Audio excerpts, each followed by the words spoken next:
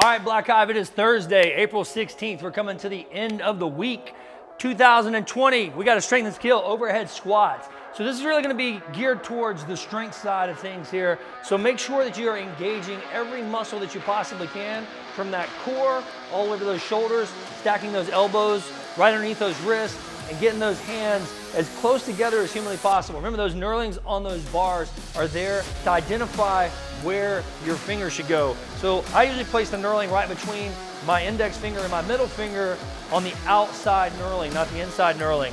Taller people like to try and put those hands way outside and almost touch the outside of those barbells. And really, that's very dangerous for both your elbows and your shoulders and just taxes you pretty bad. You should really be stacking everything you can. Today we have 4, 3, 3, 2, 2, every 2 minutes on the minute for 10 minutes.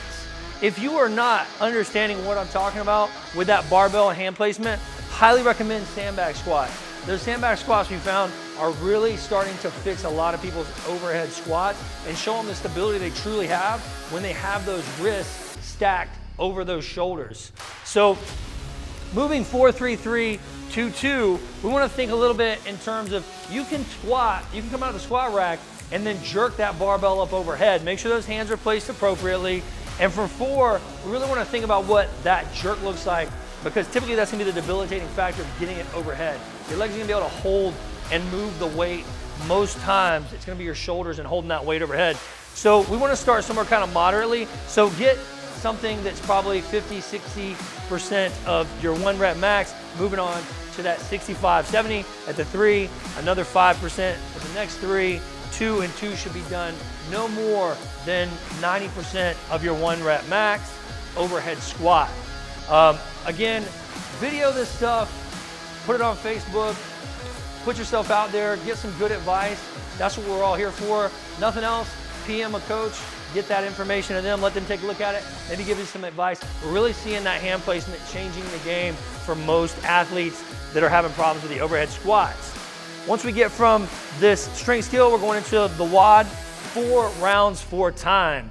20 body weight walking lunges, 30 wall balls, and 40 double unders. So for these walking lunges, you want to make sure you kind of get a wide split on those feet. A lot of people like to keep those feet really narrow and then not take wide steps. This is going to give you a good split jerk position whenever you are split jerking for maybe that overhead squat to get that barbell over your head so you can get a super heavy lift that day. So really try and open those feet up a little bit. 30 wall balls at 20 and 14 to a 9-foot and 10-foot target, and then 40 double unders, guys. If you're at home and you are doing a Black Hive home WOD, we're looking at 20 walking lunges, 30 air squats, possibly with a vest, and 40 double unders. Again, the mentality for both these double unders is going to be AMRAP style. This is a good opportunity for you to work on those double unders, get a new skill. When you're back in the gym, you're going to be pretty much a badass because now you have skills you just didn't have before. So I've been working on my nunchuck skills, my Judy chop skills, other skills that I just don't have. But if you don't have double under skills, come on in, show us what you got when you're done. Try and hit maybe 10 double unders unbroken for 4 rounds and then 30 single unders. Try to really think in terms of getting things unbroken, hitting a goal. 10 is a goal, 40 is a good goal, but if you're only able to do 10 each round and you come out with 40 unbroken through the WOD, that's a huge win for most people. And if that's not enough for you, we still have our built 20-minute EMOM. So a little bit different, every minute on the minute, restart that clock over and over. We have odd minutes, 12 for the men, 10 for the women, Calorie Row. If you have a rower at home, even minutes, 10 box jumps, 24 inches for the men, 20 inches for the women.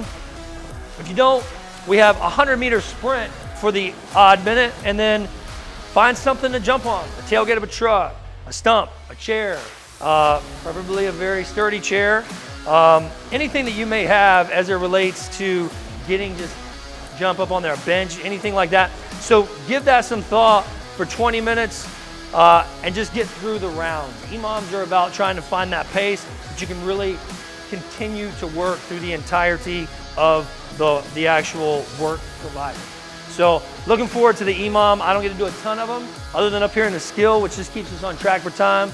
I'm looking forward to seeing your scores on the leaderboard. Can't wait to get mine up there as well.